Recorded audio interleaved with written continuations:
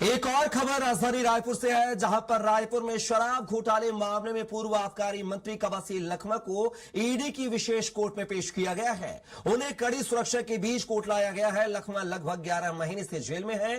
Court पहुंचने पर उन्होंने मीडिया से कहा है कि जेल में रहना मुश्किल है और तबीयत उनकी भी ठीक नहीं रहती है। उन्होंने बताया है कि उन्हें बीपी, शुगर, हार्ट और आंखों की समस्या है, बीमारी है। जनवरी में जेल जाने के बाद यह पहली बार है जब वे कोर्ट में पेश हुए हैं। तो आप तस्वीरें देख सकते हैं, कवासी लखमा की तस्वीरें हैं। 11 महीने बाद उन्हें ईडी के एक विशेष कोर्ट में पेश किया गया था, तब ये उनकी तस्वीरें हैं। और इसी खबर पर जो है विस्तार से चर्चा के लिए रायपुर से हमारे सहयोगी लगातार जो है दिलीप फोन लाइन पर बने हुए हैं।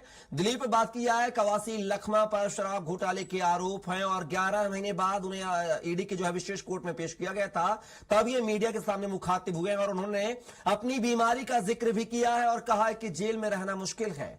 आखिर क्या कुछ देखे उनके बयान को लेकर? दिलीप की आवाज मिल रही है?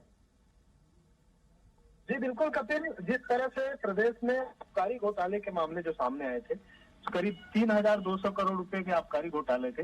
पूर्व आबकारी मंत्री रहे कवासी लखमा। इस मामले में उनके पर भी मनी लॉन्ड्रिंग सहित विभिन्न जो मामले लगाए गए हैं और ईडी ने गिरफ्तार किया था। 11 महीना हो गए लगातार जेल में बंद है और उनके खिलाफ न सिर्फ ईडी बल्कि ईओडब्ल्यू के माध्यम से भी अलग अलग केसेस, चार्जेस चलाए जा रहे हैं।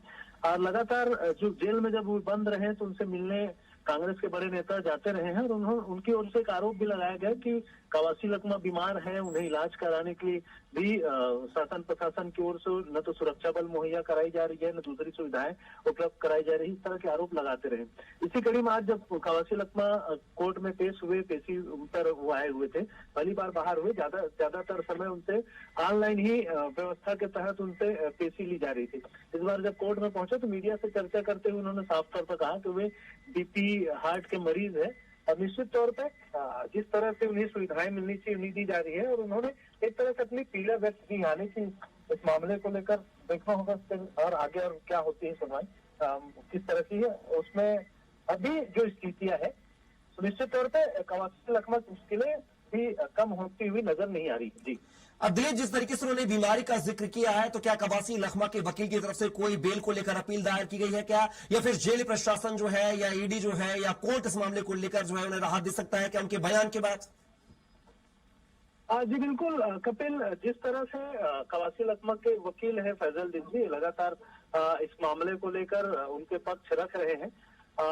अलग अलग मामलों में उनके पास जितने मामले, चाहे न सिर्फ ईडी की ओर से बल्कि ईओडब्ल्यू की ओर से और एंटी करप्शन की ओर से भी चार्ज लगाए गए हैं।